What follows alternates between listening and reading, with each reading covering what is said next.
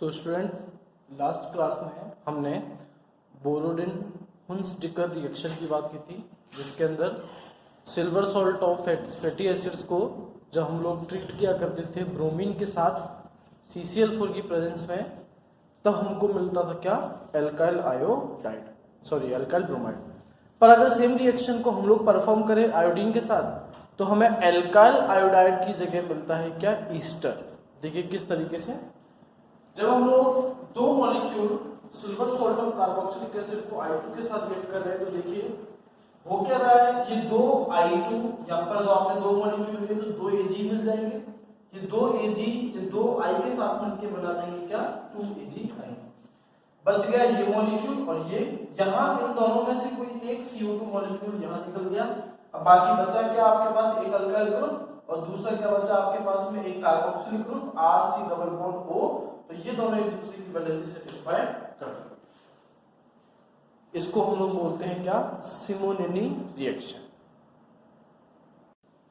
देखिए अभी हम लोग स्टार्ट करने वाले हैं प्रिपरेशन ऑफ हेलोपेरिन्स, जिन्हें आप अराइल हैलाइड बोलते हैं। ये क्या होते हैं, जब बेंजीन रिंग से डायरेक्टली क्या जुड़ा हुआ हो आपका, हेलोजन, जिसे आप इस तरीके से रिप्रेजेंट कर सकते हैं, या इसके कंडेंस फॉर्म में आप इसे लिखेंगे C6H5 और X।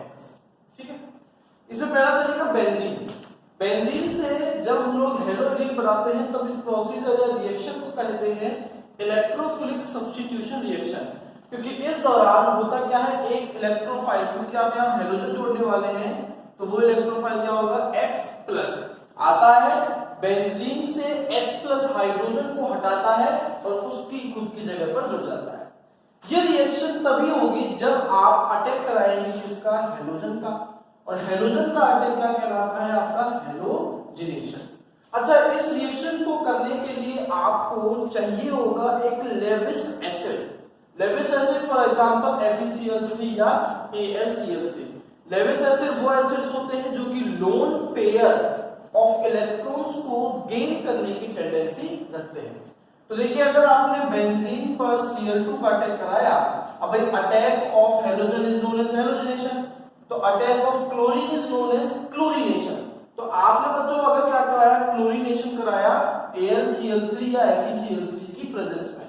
देखिए यहां हमने लाइट नहीं लिखा है, ठीक है, क्योंकि लाइट लिखने का मतलब वो एल्केन्स की रिएक्शन होती है। तो होगा क्या, एक Cl एक H को हटा देगा, उसकी जगह ले लेगा किसी भी पोजीशन पर, और आपको ये कंपाउंड मिल जाएगा जिसे आप कहेंगे फ्लोरोबेंजीन। पर अगर मान लीजिए एग्जांपल के तौर पर आपने लिया टोलुइन। टोलुइन क्या होता है बच्चों, बेंजीन के ऊपर कौन सा ग्रुप, मिथाइल CH3। आपने Cl2 का अटैक कराया और आपने क्या लिया, AlCl3 की प्रेजेंस में। तो अब क्या होगा, अब ये Cl बेंजीन से ही जुड़ेगा, पर किस पोजीशन पर ये डिसाइड करता है, जो आपका ग्रुप ऑलरेडी जुड़ा हुआ है। अब यहाँ बेंजीन से कौन जुड़ा हुआ है, मिथाइल ग्रुप। यहाँ ये मिथाइल ग्रुप आने वाले इलेक्ट्रोफाइल के लिए ऑर्थो एंड पैरा डायरेक्टिंग होता है। अब ऑर्थो एंड पैरा डायरेक्टिंग का ये मतलब है कि अगर इलेक्ट्रोफाइल आकर के जुड़ेगा तो वो या तो कहां जाएगा, ऑर्थो पर, या कहां जाएगा, पैरा पर। अब ऑर्थो पैरा हम लोग पहले पढ़ चुके हैं। अगर ये नंबर 1 पोजीशन है तो इसके नेक्स्ट पोजीशन ये दोनों ही क्या है, ऑर्थो, इनके नेक्स्ट मेटा, और ये कौन सी है, पैरा। तो इसका मतलब एक में आपको ऑर्थो क्लोरोटोलुइन मिलेगा और एक इसमें आपको क्या मिलेगा, पैरा क्लोरोटोलुइन। अब बच्चों इन दोनों में से एक मेजर है, देखिए कौन सा है मेजर। यहाँ पर हमेशा कौन सा होता है, पैरा डायरेक्टिंग ग्रुप। ठीक है, ऐसा इसीलिए क्योंकि यहाँ ये CH3 और ये Cl आप देखेंगे मैक्सिमम डिस्टेंस पर है। जब मैक्सिमम डिस्टेंस पर ये दो बड़े ग्रुप हैं, तो इनके बीच में, इनके इलेक्ट्रॉन्स के बीच में डिस्टेंस मैक्सिमम होगा और रिपल्जन क्या होगा, मिनिमम। इस रिपल्जन को बोलते हैं स्टेरिक हिंडरेंस। तो यहाँ ये लेस स्टेरिकली हिंडर्ड है, रिपल्जन इसमें कम है, तो इसका मतलब इसकी स्टेबिलिटी क्या होगी, ज्यादा। पर अगर हमने इसी टोलुइन को ट्रीट कराया होता Cl2 के साथ, बस किसकी प्रेजेंस में, लाइट, हमें याद है लाइट का मतलब Hν, तो अब ये Cl जुड़ेगा तो सही, पर बेंजीन से नहीं। कारण ये है कि यहाँ बेंजीन जो है वो डबल बॉन्डेड कंपाउंड से बना हुआ है सारा। अब आपका Cl जब लाइट की प्रेजेंस में अटैक करता है तो वो एल्कीन की जगह किसके साथ रिएक्ट करने की कोशिश करता है, एल्केन। अब आप देखेंगे ये सारे कार्बन, बेंजीन के 6 के 6 कार्बन जो हैं इन पर तो डबल बॉन्ड है, बच गया ये टोलुइन का मिथाइल ग्रुप। तो इसका मतलब ये है कि अब ये इस समय Cl बेंजीन से ना जुड़ के कहां जाकर के जुड़ेगा, ऊपर प्रेजेंट मिथाइल ग्रुप से, तब उस केस में आपको ये कंपाउंड मिलेगा। लेकिन नेक्स्ट प्रिपरेशन जो है पैरालाइट की वो है फ्रॉम डायएजोनियम कंपाउंड। देखो जो डायएजोनियम आयन बोलते हैं N2 जिस पर चार्ज क्या हो प्लस, ठीक है। तो देखिए यहां मैंने 3 स्ट्रक्चर्स बनाए हैं, इनके नाम देखिए कैसे देंगे। पहले तो ये जो नीचे जुड़ा हुआ है तीनों में वो कौन है, बेंजीन। तो हम लोग बेंजीन से शुरुआत करेंगे, बेंजीन। ये जो N2 प्लस जो है उसको हमने क्या नाम दिया, डायएजोनियम आयन, तो ये बन जाएगा बेंजीन डायएजोनियम। अब क्योंकि N2 पर सिर्फ +1 चार्ज है तो हम लोग यहाँ इसको न्यूट्रलाइज करने के लिए ऐसा आयन लेकर के आ रहे हैं जिस पर -1 चार्ज हो। Cl- को हम बच्चों क्या होते हैं, क्लोराइड। तो इस पूरे कंपाउंड का नाम क्या बन जाएगा, बेंजीन डायएजोनियम क्लोराइड। यहाँ मैंने Cl- की जगह वैलेंसी सेटिस्फाई किए NO3- जिसको क्या बोलते हैं नाइट्रेट, तो बन जाएगा बेंजीन डायएजोनियम नाइट्रेट। और यहाँ अगर मैंने HSO4- लाया तो ये बन जाएगा बेंजीन डायएजोनियम हाइड्रोजन सल्फेट। ये वाला जो नाम है बच्चों ये बोर्ड में आ चुका है, ठीक है। आईपीसी ने पूछा गया था, यही है बेंजीन डायएजोनियम हाइड्रोजन सल्फेट। इसे हम लोग कैसे तैयार करेंगे, उससे पहले ये खुद कैसे बनता है उसको समझ लेते हैं। देखो हमने एक कंपाउंड लिया बेंजीन के ऊपर NH2 जिसको हम लोग क्या बोलते हैं, एनिलाइन। एनिलाइन का ट्रीटमेंट किया गया NaNO2 + HCl। NaNO2 जिसको बोलते हैं सोडियम नाइट्राइट, साथ में HCl। इसको हम लोग याद रखने के लिए NaNO2 + HCl को नानू, NaNO2 से तो बना नानू और HCl बन गया हकला, मतलब नानू हकला का जब अटैक कराया तब आपको क्या मिलता है, बेंजीन डायएजोनियम क्लोराइड BDC। या फिर होता क्या है, ये NaNO2 और HCl आपस में रिएक्ट करते हैं। आपने डबल डिस्प्लेसमेंट पढ़ा होगा, Na चला जाएगा H की जगह और H आ जाएगा Ne की जगह, मतलब आपको क्या मिलेगा, HNO2 + NaCl। इसमें NaCl कोई खास रोल नहीं है, हम लोगों को सिर्फ क्या चाहिए होता है, HNO2। तो आप सिर्फ HNO2 जिसको नाइट्रस एसिड बोलते हैं वो भी ले सकते हैं, और इस प्रोसीजर को बोलते हैं डायएजोटाइजेशन।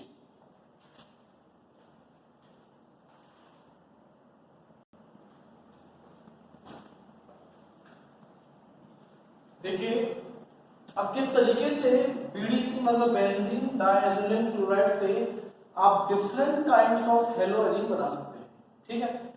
सबसे पहले हम लोग यहाँ पर बात करते हैं कि जब आपको क्लोरीन जोड़ना है, मतलब क्लोरोबेंजीन बनाना है BDC से, तो कैसे बनाएंगे।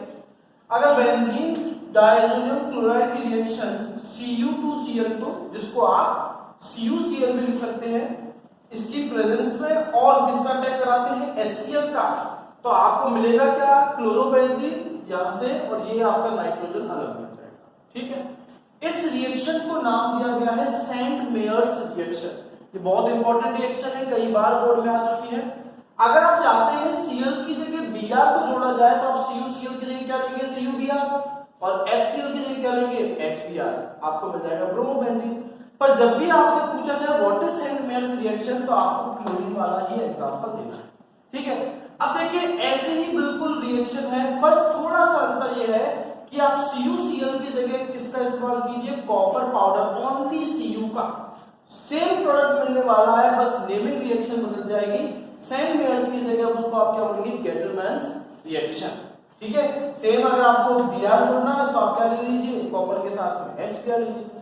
अगर आपको आयोडोबेंजीन बनाना है तो आप सिर्फ Ki लीजिए, पोटेशियम आयोडाइड, और ये सिंबल किसका है, हीट का, आप उसको गर्म कर दीजिए, आपको मिल जाएगा आयोडोबेंजीन। अगर बच्चों आपको बनाना है फ्लोरोबेंजीन तो ये नेमिंग प्रोसेस है, देखिए क्या नाम है इसका, वेल्शमैन रिएक्शन। इसमें हम लोग क्या करते हैं, सबसे पहले अटैक कराते हैं फ्लोरोडोरिक एसिड का, जो है क्या, HBF4, H इसमें प्लस है और BF4 इसमें क्या है, माइनस। तो सबसे पहले क्या होगा, जो BDC का Cl- है और इसका जो H है वो निकल जाएंगे, और आपको यहां से मिल जाएगा क्या, HCl, और आपका Cl की पोजीशन ले लेगा कौन, BF4। इसको बोलेंगे डायएजोनियम फ्लोरोबोरेट या बेंजीन डायएजोनियम फ्लोरोबोरेट। जब आप इसको हीट देंगे तो देखिए ये N2 निकल जाएगा, BF4 में से BF3 निकल जाएगा, जो बच गया वो क्या है, फ्लोरीन और बेंजीन। तो ये आपको मिल जाएगा फ्लोरोबेंजीन। पूरे प्रोसीजर को क्या नाम देते हैं हम लोग, बेल-शीमैन रिएक्शन। देखिए अगर आपने BDC पर एक अलग से रिएक्शन बता रहा हूं, CuCN का अटैक कराया, तो इस बारी क्या होगा, इस बेंजीन के ऊपर क्या जाकर के जुड़ जाएगा, Cn। BDC की बहुत सारी रिएक्शंस हैं, बहुत इंपॉर्टेंट है हमारे लिए, जो थोड़ी देर बाद या फिर अगले लेक्चर्स या फिर नेक्स्ट जो आपके चैप्टर्स हैं उनके अंदर आएंगी, आपको देखने को मिलेगी। तो आप इन्हें याद कर लें तो ज्यादा अच्छा है। देखिए नेक्स्ट और आखिरी जो प्रोसेस है जिसके थ्रू हम लोग हमारा हेलोएरिन बना सकते हैं वो है राशिंग प्रोसेस, जो कि हमारा कॉमर्शियल या इंडस्ट्रियल मेथड है। देखिए कॉमर्शियल या इंडस्ट्रियल मेथड का मतलब है जब आपको बहुत बड़े लेवल पर, बहुत लार्ज स्केल पर कोई कंपाउंड बनाना हो, तब इंडस्ट्रीज में कौन सा तरीका इस्तेमाल किया जाता है। तो यहाँ राशिंग प्रोसेस में करना क्या है, क्लोरोबेंजीन बनाना है। कैसे, बेंजीन पर हाइड्रोजन क्लोराइड और ऑक्सीजन गैस के मिक्सचर को पास करना है CuCl2 की प्रेजेंस में, या आप CuCl2 की जगह CuO भी ले सकते हैं, और टेम्परेचर आपको मेंटेन करना है 525 केल्विन का। तो देखिए हमने दिखाया है कि कैसे बेंजीन पर जुड़ा हुआ हाइड्रोजन हाफ O2 का मतलब बच्चों क्या है, एक ऑक्सीजन का एटम। अब ऑक्सीजन का अकेला एटम पाया नहीं जा सकता, इसलिए हमने O2 लिखा है उसको, और एक H निकल जाएगा HCl से, इस तरीके से H2O बना, और साथ में आपको क्या मिला, क्लोरोबेंजीन। देखिए बच्चों ये हमारी प्रिपरेशन हो गई। अभी हम लोग करेंगे नेचर, एक छोटा सा टॉपिक है नेचर ऑफ C-X बॉन्ड, कि कार्बन और हेलोजन के बीच में ये जो बॉन्ड है इसका नेचर क्या है। देखिए समझिएगा, हेलोजन जो है वो जो कार्बन से ज्यादा इलेक्ट्रोनेगेटिव है, और कार्बन इसके मुकाबले क्या हो गया, इलेक्ट्रोपॉजिटिव। इलेक्ट्रोनेगेटिव माने कि हेलोजन, कार्बन और हेलोजन के बीच में जो बॉन्डेड पेयर ऑफ इलेक्ट्रॉन है इसको अपनी तरफ क्या करता है, खींचता है। तो ये जब अपनी तरफ खींचता है, इलेक्ट्रॉन लेने की कोशिश करता है, तो इस पे कौन सा चार्ज अपीयर हो जाता है बच्चों, पार्शियल नेगेटिव। और कार्बन को जब क्या करना पड़ता है, इलेक्ट्रॉन देना पड़ता है, तो फिर इसमें चार्ज क्या आता है, पार्शियल पॉजिटिव। कहने का मतलब ये कि यहां पर इलेक्ट्रॉन्स की शिफ्टिंग देखने को मिलती है। तो ये जो बॉन्ड है इसमें आपको दो पोल्स नजर आ रहे हैं, एक पॉजिटिव और एक नेगेटिव। तो इस वजह से इस बॉन्ड के नेचर को हम लोग क्या कह सकते हैं, पोलर। तो ये बॉन्ड है कैसा होता है, पोलर, क्योंकि इसमें दो पोल पॉजिटिव नेगेटिव नजर आते हैं। ठीक है, जैसे कि हमने देखा है। अब इसके अलावा देखिए यहाँ पर order of dipole moment decide करता है पोलरिटी। जितना ज्यादा डायपोल मोमेंट होता है, पोलरिटी उतनी क्या होती है, ज्यादा होती है। तो देखो क्लोरीन और फ्लोरीन, ब्रोमीन, आयोडीन, यहां पर आयोडीन की इलेक्ट्रोनेगेटिविटी बच्चों क्या है, सबसे कम है। इस वजह से इलेक्ट्रॉन को अपनी तरफ खींचने की प्रॉपर्टी या पावर सबसे कम किसकी होती है, आयोडीन की। उससे थोड़ी ज्यादा किसकी है, ब्रोमीन की। तो ये को इन दोनों को सबसे नीचे रखा गया है। इस हिसाब से फ्लोरीन को सबसे ऊपर रखा जाना चाहिए था, पर क्लोरीन और फ्लोरीन का ये एक एक्सेप्शन है। कारण क्या है कि फ्लोरीन की भले इलेक्ट्रोनेगेटिविटी सबसे ज्यादा हो, पर फ्लोरीन का साइज एक्सेप्शनली छोटा है, बहुत छोटा है। कि फ्लोरीन जो है वो इलेक्ट्रॉन को गेन कैसे करेगा, जब उसका साइज बहुत छोटा है, उसके अंदर जगह बहुत कम है, खाली जगह। जबकि क्लोरीन के अंदर एम्प्टी स्पेस फ्लोरीन के कंपैरिजन में क्या है, ज्यादा। तो इस वजह से क्लोरीन थोड़ा ज्यादा इलेक्ट्रॉन्स को गेन करने की टेंडेंसी रख सकता है। तो हमें ये चीज समझ में आ गई कि कार्बन और हेलोजन के बीच की बॉन्ड कैसी होती है, पोलर। पर बॉन्ड पोलर है इसका मतलब ये नहीं कि कंपाउंड भी पोलर हो। देखो कंपाउंड की पोलरिटी डिपेंड किस पर करती है बच्चों, dipole movement, mu dipole movement. Dipole movement is the mathematical product of charge and displacement. Charge और डिस्प्लेसमेंट को मल्टीप्लाई कर दो तो क्या आता है, डायपोल मूवमेंट। अब देखो ये जो चार्ज है हमारे लिए किसका चार्ज होता है, इलेक्ट्रॉन का। और इलेक्ट्रॉन किसी भी एटम का हो, कंपाउंड का हो, उसमें चार्ज हमेशा रहता है सेम। तो यहाँ पर चार्ज माने इलेक्ट्रॉन को डिसाइड करेगा नहीं, डिसाइड कौन करेगा, डिस्प्लेसमेंट। इस डिस्प्लेसमेंट को हम लोग फिजिक्स के वेक्टर से कंपेयर करेंगे, ठीक है। जिसका वेक्टर रिजल्टेंट जितना ज्यादा होगा, मतलब जितना ज्यादा दूर तक इलेक्ट्रॉन की शिफ्टिंग होगी, उस कंपाउंड का डायपोल मोमेंट उतना ही ज्यादा होगा। अगर बच्चों किसी का डायपोल मोमेंट आ जाए 0, तो ऐसा कंपाउंड क्या हो जाता है, नॉन पोलर। और अगर कंपाउंड का डायपोल मोमेंट 0 नहीं है, तो ऐसा कंपाउंड क्या हो जाता है, पोलर। अब ये कैसे पता करेंगे कौन पोलर है नॉन पोलर, इसको मैं भी बताता हूं, आप जब तक बाकी कुछ नोट कर लीजिए। तो देखिए बच्चों, कोई कंपाउंड पोलर होगा या नॉन पोलर, वो उसकी ज्योमेट्री, वेक्टर, रिजल्टेंट, डिस्प्लेसमेंट पर डिपेंड करती है। कार्बन जो कि अगर चारों सिंगल बॉन्ड है तो टेट्राहेड्रल मैनर में अरेंज होगा कुछ इस तरीके से। ये 3 डायमेंशनल अरेंजमेंट है। मैंने 2 एग्जांपल से आपको समझाने की कोशिश की है, एक तो क्लोरोफॉर्म ClCl3 और एक कार्बन टेट्राक्लोराइड CCl4। देखिए चारों बॉन्ड सिंगल है, तो मैंने कार्बन को टेट्राहेड्रल मैनर में अरेंज किया है। 3 क्लोरीन मैंने यहां लगाया और 1 हाइड्रोजन यहां। अब देखो बच्चों, क्लोरीन क्योंकि कार्बन से ज्यादा इलेक्ट्रॉन नेगेटिव है, तो क्लोरीन क्या कर रहा है, इलेक्ट्रॉन को अपनी तरफ खींच रहा है। ये क्लोरीन इस डायरेक्शन में खींच रहा है और ये क्लोरीन इस डायरेक्शन में। साथ में एक नीचे भी क्लोरीन रखा हुआ है जो कि कहां खींच रहा होगा, इलेक्ट्रॉन्स को नीचे। तो इस वजह से रिजल्टेंट जो है वो इसका कहां जाएगा, नीचे की तरफ आ जाएगा। ये 2D में हम लोग नीचे वर्ड इस्तेमाल कर रहे हैं, पर एक्चुअल में 3D में इसका मॉडल अलग होता है, टेट्राहेड्रल, ठीक है। तो ये यहां इसका कोई ना कोई रिजल्टेंट आया है इलेक्ट्रॉन्स का, तो इस वजह से कोई ना कोई रिजल्टेंट होगा, तो मल्टीप्लाई करने पर कोई ना कोई डायपोल मोमेंट भी आएगा। तो इसका mu dipole is not equal to 0, मतलब ये नेचर में कैसा हुआ, पोलर। कंपाउंड की बात कर रहा हूं।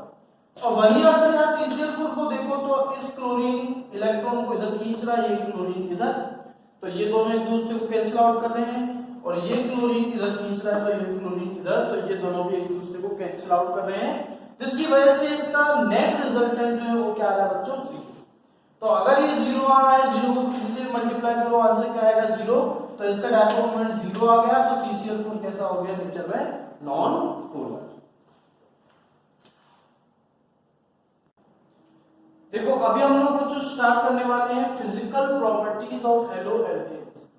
कुछ फिजिकल प्रॉपर्टीज है जिन पर डायरेक्टली क्वेश्चन आता है, रीजनिंग का व्हाई, मतलब आपको बता दिया जाएगा कि फलाना ग्रुप कंपाउंड जो है उसका मेल्टिंग पॉइंट, बॉइलिंग पॉइंट दूसरी चीज से ज्यादा है, ऐसा क्यों। या फिर आपको 3-4 ऑप्शन दे दिए जाएंगे और बोला जाएगा कि इनके किसी फिजिकल प्रॉपर्टीज के आधार पर, बेसिस पर इंक्रीजिंग या डिक्रीजिंग ऑर्डर में अरेंज कीजिए।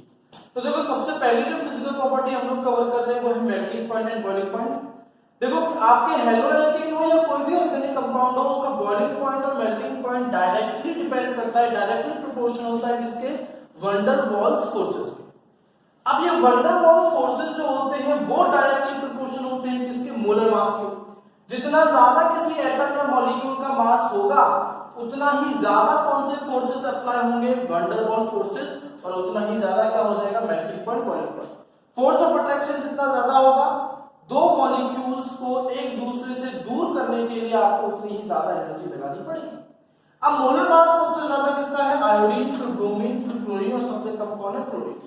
मोलर मास का कॉन्सेप्ट, ये सारे कॉन्सेप्ट हम तभी लगाएंगे जब कार्बन का नंबर क्या रहे, सेम। तो मैंने यहाँ पर 4 एग्जांपल बनाए हैं, आपको बोल दिया जाए कि इनका decreasing order of boiling point and melting point arrange कीजिए। तो क्योंकि सब में कार्बन का नंबर कितना है, 1, तो फिर आप डिपेंड किस पे करोगे, आप हेलोजन एटम पर। हेलोजन एटम पर अगर आप डिपेंड कर रहे हैं तो फिर करेक्ट ऑर्डर बन जाएगा।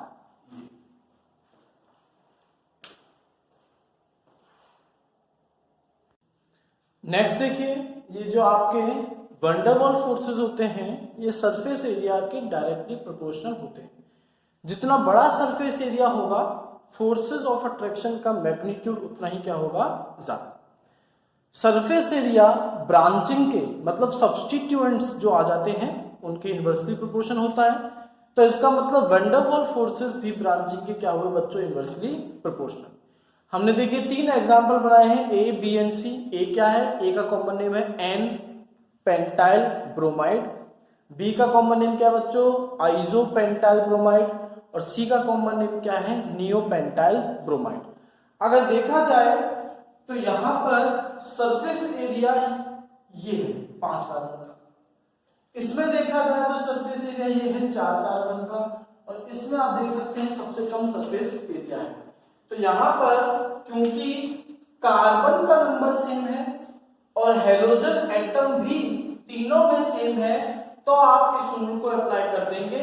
और क्योंकि सबसे बड़ा सरफेस एरिया सबसे कम ब्रांचिंग ए में है, तो सबसे ज्यादा melting point boiling point A का, उसके बाद बी, और सबसे कम बच्चों किसका होगा, सी का।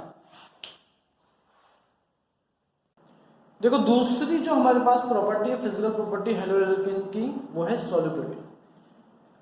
लाइक डिसॉल्व्स इन लाइक, मतलब दो एक जैसी चीजें आपस में घुल जाती हैं, पर दो अलग तरह की चीजें आपस में घुल नहीं पाती। कहने का मतलब यह है, एक पोलर सॉल्यूट एक पोलर सॉल्वेंट में घुल जाएगा, एक नॉन पोलर सॉल्यूट एक नॉन पोलर सॉल्वेंट में घुल जाएगा, पर कभी भी एक पोलर सॉल्यूट एक नॉन पोलर सॉल्वेंट में, या इसका उल्टा एक नॉन पोलर सॉल्यूट एक पोलर सॉल्वेंट में सॉल्युबल नहीं हो सकते। अब देखो एक बहुत इंपॉर्टेंट क्वेश्चन है जो बहुत बार बोर्ड में आता रहता है कि अल्काइल हैलाइड्स नेचर में पोलर होते हैं, और जो वाटर मॉलिक्यूल है पानी, वो भी नेचर में कैसा होता है, पोलर, पर इसके बावजूद ये अल्काइल हैलाइड जो है वाटर में क्या होते हैं बच्चों, इनसॉल्युबल। इसका कारण क्या है? कारण ये है कि वाटर में अल्काइल हैलाइड्स हाइड्रोजन बॉन्ड नहीं बना पाते, ये हमें याद रखना है, ठीक है। पर अगर कभी ऐसा क्वेश्चन है आपको 3-4 मॉलिक्यूल देकर के पूछ ले जाए कि इन मॉलिक्यूल्स की सॉल्युबिलिटी का इंक्रीजिंग या डिक्रीजिंग ऑर्डर बनाइए, तो याद रखिएगा जितने ज्यादा नंबर ऑफ कार्बन एटम्स होंगे उतनी ही कम उस मॉलिक्यूल की क्या होगी, सॉल्युबिलिटी। कारण क्या है? कारण ये है कि कार्बन जो होता है वो बच्चों होता है हाइड्रोफोबिक। आपने 10th क्लास में पढ़ा होगा, वो जब आपने मिशेल फॉर्मेशन सोप मॉलिक्यूल पढ़ा होगा कि कार्बन की चेन हाइड्रोफोबिक होती है, मतलब वाटर हिटिंग, वाटर में क्या होती है, इनसॉल्युबल। तो जितने ज्यादा कार्बन एटम्स होंगे किसी भी अल्काइल हैलाइड में, वो उतना ही ज्यादा क्या होगा, इनसॉल्युबल।